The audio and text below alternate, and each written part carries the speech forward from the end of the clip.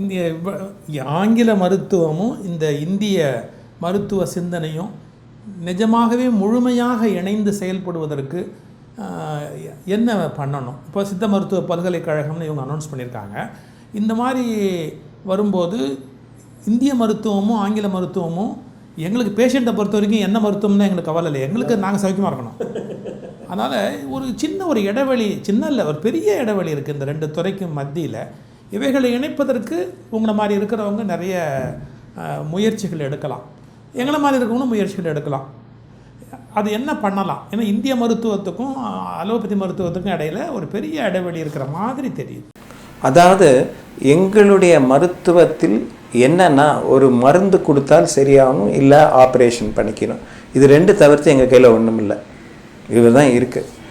அதே மாதிரி மற்ற முறைகளை நாம் உள்ளுக்குள்ளாரே நம்ம உடம்புக்குள்ளாரே சில மாற்றங்களை உண்டு பண்ணி நம்மளை சீர் செய்திக்க முடியும். யோக முறைகள் இருக்கிறது, தியான முறைகள் இருக்கிறது. இதையெல்லாம் நாம் பயன்படுத்துறதுக்கு ரிசர்ச்சை யூஸ் பண்ண ஆரம்பிக்கலாம். ஒரு ஸ்டார்டிங் பாயிண்ட் எதுன்னா, எனக்கு நம்பிக்கை இல்லை, எல்லாம் பண்ண முடியாது. முதல்ல தான் டவுட், எல்லாருமே தான் சொன்னேன், இதுக்கு என்ன ப்ரூஃப் இருக்குன்னு கேட்பாங்க, ஸ்டாட்டிஸ்டிக்கல் இது டேட்டாஸ் இருக்கா அப்படின்னு கேட்குறாங்க. ஆனால் அதுக்கு என்ன இவங்க பண்ணணும்னா, ரிசர்ச்சில் அவங்களுக்கு செய்யக்கூடிய காரியங்களை நாங்கள் இன்வால்வ் ஆகணும். First we must be open. இது பாசிபிள்ப்பா, ட்ரை பண்ணி பார்த்துருவோமே அப்படின்னு பார்க்கக்கூடிய ஓப்பன்னஸ் இருந்தாலே நம்ம ஃபஸ்ட்டு ஸ்டெப் போயிடுவோம் சார். ஓப்பன்னஸுக்கு மேலே அக்செப்டன்ஸ். கண்டுபிடிச்சிட்டேன் அப்போவும் நான் ஒத்துக்க மாட்டேன், ஏன்னா இது ஏன் மருத்துவத்தை பாதிக்குது, நான் ஆப்ரேஷன் பண்ண முடியாது. ரெண்டாவது லெவல். மூணாவது லெவல், அவன் பெரியவனா நான் பெரியவனாங்கிறத விட பேஷண்ட் நல்லா இருக்காரா, மருத்துவ உதவி இல்லாமல் அவள் வாழ முடியுமா, அந்த நிலையை அடைவதற்கு அவங்க என்ன பண்ணணும். இந்த ஒரு நிலையை நாம் இழந்து எங்களை காப்பாற்றிக்கணும். அப்போது பேஷண்ட் சென்ட்ரிக்காக நம்மளுடைய மருத்துவம் இருக்கணுமே தவிர டாக்டர் சென்ட்ரிக்காக மாறிவிட்டது. நாங்கள் முக்கியமான ஆளாயிட்டோம். எங்கள் ப்ரொஃபஸர் என்ன சொல்லுவாருன்னா, அந்த ஆஸ்பத்திரியிலேயே வார்ட் பாய், அதுக்கப்புறம் ஸ்டாஃபு, அதுக்கப்புறம் அங்கே இருக்கிற ஹவுஸ் சர்ஜனு, அதுக்கப்புறம் அசிஸ்டன்ட் டாக்டர், அடுத்து டாக்டர், நாங்கள் தான் முக்கியம். முக்கியமான பேஷண்ட்டை எல்லாரும் மறந்துடுறோம், அவர் தான் ஏன் முக்கியம், அதை பாருங்கள். முதல்ல இவங்கெல்லாம் முக்கியம் கிடையாது. அப்போது அந்த முக்கியத்தை உணர்ந்தோன்னா நம்ம இணைந்து செயல்பட்டு மருத்துவ முறை 300 வருஷத்துக்கு முன்னே என்ன இருந்திருக்க முடியும்? ஹிப்போக்ரேட்டஸ், ஃபாதர் ஆஃப் மெடிசன், என்ன சொன்னார்? உங்கள் சைன்ஸ் அண்ட் சிம்டம்ஸ்னு சொன்னதெல்லாம் அவர் சொன்ன ஃப்ளெம்மு, நம்ம சொன்ன அதே மாதிரி கபம், அவங்களுடைய நம்ம சொல்கிற கபம், பித்தம், வாதம், இதே 3 தான் அவரும் சொல்கிறார் sir. Father of medicine whom we say is the father of medicine, Hippocratic ஓத்தெல்லாம் எடுக்கிறோன்னா அவர் அதே தான் சொன்னார். ஆனால் எங்கள் சயின்ஸில் என்ன பண்ணோம்னா, சயின்ஸை கொண்டு நாங்கள் எங்கள் மெடிசனில் சயின்ஸோட அட்டாச் பண்ணிட்டோம். அந்த சயின்ஸில் வர டெவலப்மெண்ட் எல்லாமே உண்மைன்னு நம்புகிறோம். இப்போ எம்ஆர்ஐயில் பார்க்குறது எல்லாமே உண்மைன்னு நம்ம நம்புகிறோம். ஆனால் அது உண்மை இல்லை, 40% அது ஃபால்ஸாக இருக்கலாங்கிற ஒரு கான்செப்டை நம்ம புரிஞ்சுக்கிட்ட பிறகு இருக்கலாம். அங்கே தான் நம்ம டிஃபர் ஆகணும். அந்த டிஃபர் ஆகிற பகுதியில் நாம் மாற்றங்கள். இப்போ என்கிட்ட வழியில் வந்தவங்க நான் சரி பண்ணுறவங்க இருக்காங்க. அதே சமயம் ஆப்ரேஷன்னு சொல்லி ஆயுர்வேதா பக்கம் சாலைக்கு போய், அந்த ஆயுர்வேதா சாலைக்கு போய் அவங்க மசாஜ் பண்ணியே சரி பண்ணாங்கன்பாங்க. டிஸ்க்கு உள்ளே போயிடுச்சும்பாங்க. சார் டிஸ்க்கு உள்ளே போகாது, தசைகளில் இருந்த வழியே சரி பண்ணாங்க. அந்த முறைகளை நம்ம எப்படி பண்ணோங்கிறத எக்ஸ்பிளைன் பண்ண முடியும். அது என்னால் நிச்சயம் பண்ண முடியும். அப்போது அந்த வர்ம முறைகள் எல்லாமும், அக்யூபங்க்சர் பாயிண்ட் எல்லாமும், இன்றைக்கி நான் பண்ணுற சில முறைகள், மயோஃபேஷியல் ட்ரிகர் எல்லாமுமே கிட்டத்தட்ட ஒரு சீரான ஒரே நிலையை தான் நம்ம நோக்கி போகிறோம். ஆனால் அதை நோக்கி போகிறதா நாங்கள் சொல்கிறது கிடையாது. ஒவ்வொரு பேர் தானே. இப்போ நீங்கள் சொல்கிற மொழி வந்து ஜப்பானீஸ் மொழி அப்படின்ட்டா அது ஜாப்பனீஸ் மொழி. நம்ம இப்போ ஜென் புத்திசம்னு சொல்கிறாங்க சார். அந்த ஜென் புத்திசம்ங்கிறது நம்ம தியானம்னு சொல்கிற வார்த்தை சீனாவில் சானா மாறுது, அங்கே ஜென்னாக மாறுது. ஏன்னா எழுத முடியல. அப்போ எழுத முடியாத மாற்றி சொன்னதுனால இன்னைக்கு ஜென் புத்திசம்ங்கிறான். அதுக்கு முக்கியமான ஆள் போதி தர்மர். அந்த போதி தர்மர் சொன்னது தான் இன்றைக்கி நமக்கே வந்து திருப்பி கொடுத்துக்கிட்டு இருக்காங்க. போதி தர்மர் இதை கொடுத்தாரு. அப்போது எனக்கு பொறுத்தவரையில் போதி தர்மர் கொடுத்தா என்ன, புத்தர் கொடுத்தா என்ன, நம்ம ஆளுங்க கொடுத்தா என்ன, யார் கொடுத்தா என்ன, நம்ம நல்லது நடக்கும் என்றால் அதை பயன்படுத்துகிறோம். நம்ம நீங்கள் எப்படி வலியிலேருந்து பேஷண்ட்டை ட்ரீட் பண்ணுறீங்கிறத நாங்கள் பார்க்க முடியுமா? கண்டிப்பாக சார், போகலாமே. அடுத்து அதையும் பார்த்துருவோம், பார்க்கலாம். பிறகு நீங்கள் எப்படி இந்த ரீஹாபிலிட்டேஷனில் என்னென்ன பண்ணுறீங்க அப்படிங்கிறதையும் தெரிஞ்சுக்கிட்டா இன்னும் பயனுடையதாக இருக்கும்னு நினைக்கிறோம். எங்களுக்கு இந்த மாதிரி உங்களுடைய துறை சம்பந்தப்பட்ட பல செய்திகளை மக்களோட பகிர்ந்து கொண்டதற்கு என்னுடைய மனமார்ந்த நன்றி. மிகப்பெரிய மகிழ்ச்சியான ஒரு நேரம் சார். ஆனால் நானும் முக்கியமானது நான் ரெக்கார்ட் பண்ணுறேன் இந்த குறிப்பு. என்னென்னு கேட்டால், வந்தாங்க, பேஷண்ட்டாக இருந்தாங்க, பேஷண்ட்டாக மேலே இல்லைப்பான்னு டாட்டா காட்டு போயிட்டாங்க, நன்றின்னு போயிடலாம். என்னையும் கூப்பிட்டு உட்காத்தி வச்சு நீ என்ன பண்ணுறன்னு தேடி அதை வெளியில் கொண்டு வரணுன்ற எண்ணம் இருந்த உங்களுக்குமே என்னுடைய மனமார்ந்த நன்றி சார். அது இப்போ நிறைய பேருக்கு போய் சேருது இல்லையா, அதன் மூலமாக மருந்து இல்லாமல் அல்லது ஆப்ரேஷன் இல்லாமல் நம்முடைய வலின்னு புலம்பிக்கிட்டே இருக்கிறாங்க எவ்வளவோ பேர் மக்கள். அந்த வலியிலேருந்து வெளியே வர்றதுக்கு வழி அப்படின்னு ஒன்று இருக்குது, வலியிலேருந்து வெளியே வர்றதுக்கு வழின்னு ஒன்று இருக்குது. அது நம்ம தெரிஞ்சுக்கணும் இல்லையா? ஏன்னா என்ன மாதிரியெல்லாம் நீங்கள் ட்ரீட் பண்ணுறீங்கன்னு தெரிஞ்சுக்கிட்டா மக்களுக்கு பயனுடையதாக இருக்கும். என்னுடைய நோக்கம் தான், அவங்களுக்கு இது தெரியணும் அப்படிங்கிற ஆர்வத்துக்காக தான் பண்ணேன். நேற்று நீங்கள் பேசும்போது சொன்னீங்கல்ல, வலி இல்லாத வாழ்வு. அப்போது சார் என் புக்குக்கு பேர் இப்போ தான் கொடுத்துருக்கீங்க அப்படின்னு. ஆனால் புக் இதை எழுதுன இந்த காமன் சென்ஸ் எல்லாமே ஒரு பத்திரிகையில் வந்தது தான் உள்ளே இருக்குது. நான் தனியாக எழுதக்கூடியதெல்லாம் இத்தனை விஷயங்கள் உள்ளே அடங்கும்போது அங்கெல்லாம் நான் மெயின் மெடிசனில் மாறலை சார். நான் இன்றைக்கும் அலோபதிக் ப்ராக்டிஸ் தான் பண்ணுறேன், அதில் மாறலை. எங்கெல்லாம் இவங்களை அட்டாச் பண்ணி பேஷண்ட்டுக்கு அதில் நன்மை உண்டு பண்ண முடியுமோ அந்த ரீஹேபில் அதை சேர்த்துருக்கேன். ட்ரீட்மெண்ட்டில் அக்யூபங்க்சர் மட்டும்தான் சேர்த்துருக்கேன், மற்ற எதையுமே சேர்க்கலை. அப்போது என்னுடைய ட்ரீட்மெண்ட் முறைகளில் நான் இன்னும் அலோபதிக் ப்ராக்டிஷனர் தான். ஆனால் அந்த ரீஹாபிலிட்டேஷனுக்குள்ளார நுழையும் போது யாராவது அதை சரி பண்ண முடியும்னா அதை எடுத்து யூஸ் பண்ணுறேன். ஏன்னா நீங்கள் சொன்ன மாதிரி பேஷண்ட் ஓரியன்ட், டாக்டர் ஓரியன்டாக இல்லை, பேஷண்ட் ஓரியன்ட். ரொம்ப சந்தோஷமான ஒரு நேரம் டாக்டர். தேங்க்ஸ் சார், நன்றி, வணக்கம். இப்போது இவருடைய உடம்பில் அவர் என்ன சொல்கிறாருன்னா, எனக்கு இந்த தோள் பட்டைக்கு இதோ கீழ் பக்கத்தில் வலி இருக்குது, அது இடது பக்கம் இருக்குங்கிற. இந்த இடது பக்கம் அவர் காட்டின உடனே நாம் என்ன பண்ணுவோன்னா, இந்த இடத்த எக்ஸ்ரே எடுக்க முடியுமா, எம்ஆர்ஐ எடுக்க முடியுமா, இந்த இடத்துல என்ன நடந்திருக்குன்னு தான் பார்க்குறோம். ஆனால் நாங்கள் ஸ்போர்ட்ஸ் மெடிசனில் எப்படி பார்ப்போம்னா, இந்த பகுதிகள் அவர் பிடிச்ச போது இந்த வலிகள் குறைய ஆரம்பிச்சிடும். அதாவது இங்கே தாத்தா பேரனுக்கு உடம்பு சரியில்லைன்னா ஐயோ ஐயோ ஐயோங்கிற மாதிரி இவங்க ரெடி ஆனால் இவர் சரியாயிருவார். ஆனால் இவர் டைரெக்டாக ஒன்றுமே சொல்ல மாட்டார். இவர் குதிக்கிறதுனால இவரையே பார்த்துக்கிட்டு இருக்கோம். அங்கே என்ன நடக்குதுன்னு கொஞ்சம் தூரம் போனோன்னா தான் ஆஹா இங்கே வலி இருக்குது, அடுத்தது இதை பிடிச்ச உடனே இங்கே இருக்கிற வலி குறைஞ்சிடும். அதே நான் அதை விட்டுட்டு இங்கே அமுக்குனேன்னா ஒரு குதிப்பார். அதுக்கும் நான் முன்னாடி இருக்கிறத பிடிச்சிட்டேன்னா, அந்த தசைகளை பிடிச்சேன்னா இங்கே அது வலி இருக்காது. இந்த முறைகள், அதாவது இந்த காதில் அடிபட்டால் அந்த காதில் ட்ரீட் பண்ணுங்கிறது வர்ம முறைகள்லேருந்து நான் எடுத்துக்கிட்டது. நீங்கள் கேட்கலாம் சார் இது எங்கேருந்து எடுத்த அப்படின்னா, இது வர்மத்தில் எப்போ பட்டாலும் எந்த பகுதி அடிபட்டாலும் அதற்கு ஆப்போசிட் சைடில் ட்ரீட்மெண்ட் கொடுப்பாங்க. அதே ஒரு பிரின்சிபலை நான் என்ன பண்ணேன்னா, இந்த மசில் இன்வால்வ் ஆனால் முன்னாடி இருக்கிற தசைகளை தேடுறேன். ஸோ இந்த மசில் இன்வால்வ் ஆனால் கீழ்ப்பக்கம் இருக்கிற தசைகளை தேடுறேன். இதையும் தாண்டி அவருடைய செல்ஃபோன் யூசேஜ்னால் அங்கே இருக்கக்கூடிய தசைகளை தேடுறேன்.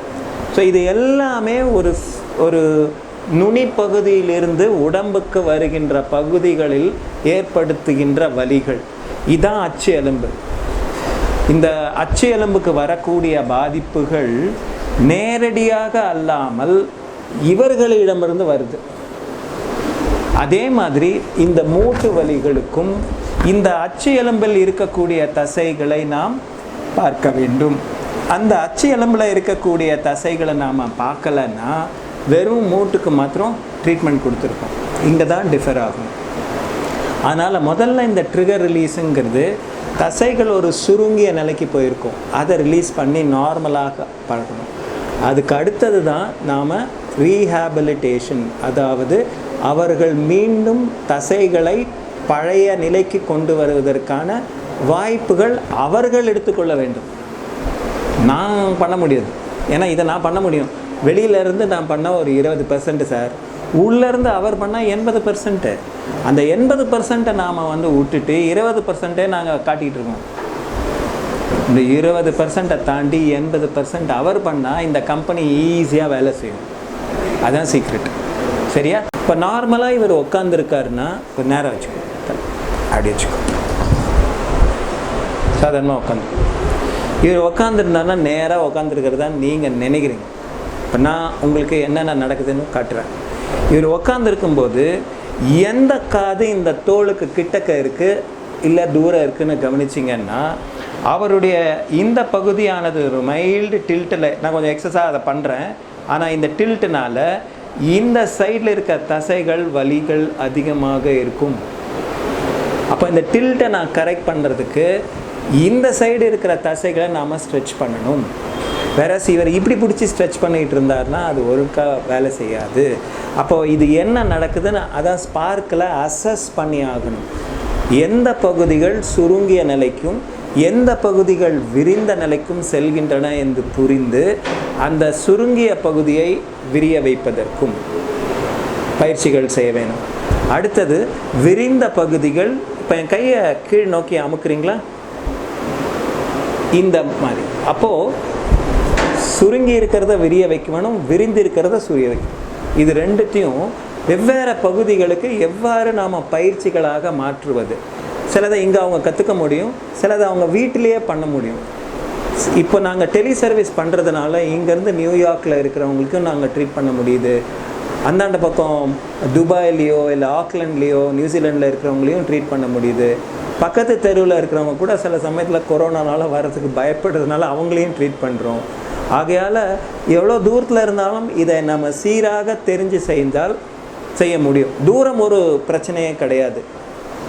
அவங்களுடைய பார்ட்டிசிபேஷன், அவங்களுடைய பங்கேற்பு தான் முக்கியம். அது இருந்துச்சுன்னா போதும். அடுத்து இவர் உக்காந்துருந்து நான் சொன்னேன் இல்லையா, இவர் பார்த்தீங்கன்னா முன்னாடி இந்த சட்டையில் ஒரு கோடுகள் இருக்கும். இதே இவர் அப்படி உக்காந்துருந்தாருன்னா இதான் நார்மலான பொசிஷன். ஆனால் இவர் என்ன பண்ணுவார், இப்படி உட்காந்துப்பார். இதை உக்காந்துக்கின்னு கையில் செல்ஃபோனை பிடிச்சிக்கினாருன்னா இதை பிடிச்சி இவர் டிக்கின்னு அடிச்சுக்கிட்டு இருப்பார். இந்த அடிக்கிறதுனால இந்த பகுதிகளில் வரக்கூடிய மாற்றங்கள், இந்த பகுதிகளில் வரக்கூடிய மாற்றங்களை நான் தேடுறேன். அதற்கு இது சுருங்கிய நிலையும் இது விரிந்த நிலையும், பின்னாடி இருக்க பகுதி விரிந்த நிலைக்கு போகுது.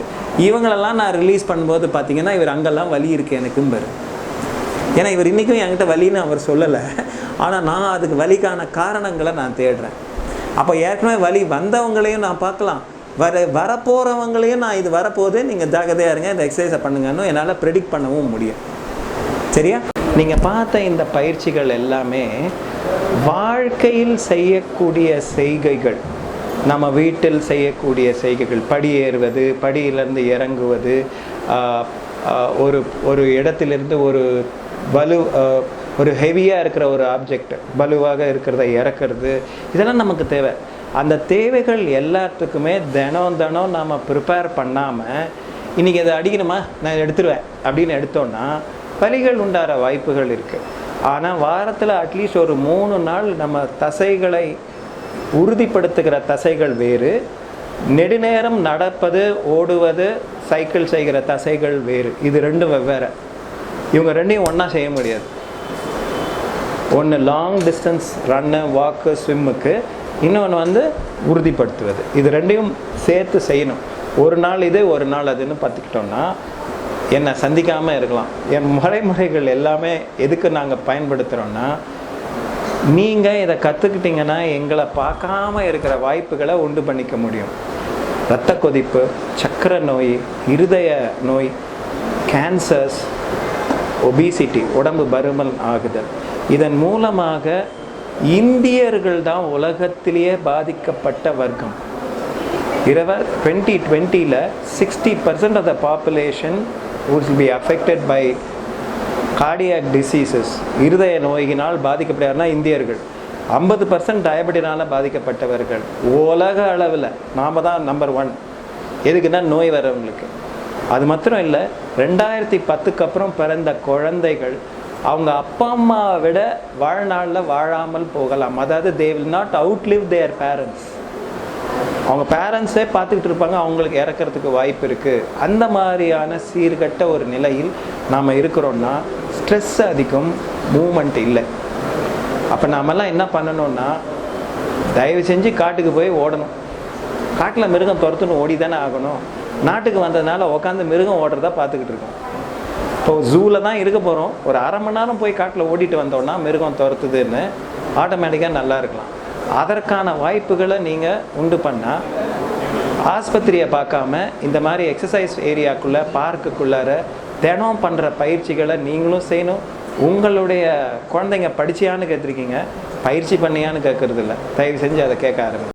இயற்கை அல்லது இறைவன் கொடுத்ததில் மிகச்சிறந்த விஷயம் நம்முடைய உடல். ஏன்னா உடம்பு கோயில் என்று சொன்ன நாடு இந்த இந்திய திருநாடு. உள்ளம் பெருங்கோயில் ஊனுடம்பு ஆலயம் என்று பாடுகிறார் திருமூலர். இந்த கோயிலை நாம் இடிபடாதபடி காப்பாற்ற வேண்டிய கடமை நமக்கு இருக்குது. மனித வர்க்கம் எப்படி உருவாயிற்று அப்படிங்கிற ஒரு அழகான காட்சி. இந்த மாதிரி கூணலாக இருந்தவங்க நாம் இப்படி நிமிர்ந்து இப்படி மேலே வந்துட்டு மறுபடியும் கருவிகளுக்கு அடிமையாகி நம்முடைய வாழ்க்கையை வலிகளோடும் வேதனைகளோடும் கொண்டு போயிட்டுருக்குறோம். இது ஒரு சின்ன உதாரணம். வீட்டில் பெண்கள் ஒரு பாத்திரத்தை எடுக்கும்போது, கீழே வைக்கும்போது, இல்லை பக்கெட்டில் தண்ணி தூக்கும்போது, இல்லை எத்தனையோ விதமாக உட்காருகிற முறை, காரில் பயணம் பண்ணுற முறை, ஒரு சில பேர் பர்ஸை இந்த பின் பாக்கெட்டில் வச்சு ஒரு மாதிரி தாறுமாற இப்படியே உட்கார்ந்தே இருப்பாங்க. இந்த மாதிரியான முறைகளால் நம்முடைய உடலில் வலிகளையும் வேதனைகளையும் நாம் உண்டு பண்ணுறோம். இதுலேருந்து விடுதலை அடையணும். அதற்கு பள்ளிக்கூடத்துலேயே நமக்கு உடற்பயிற்சி கற்றுக் கொடுத்தாங்க.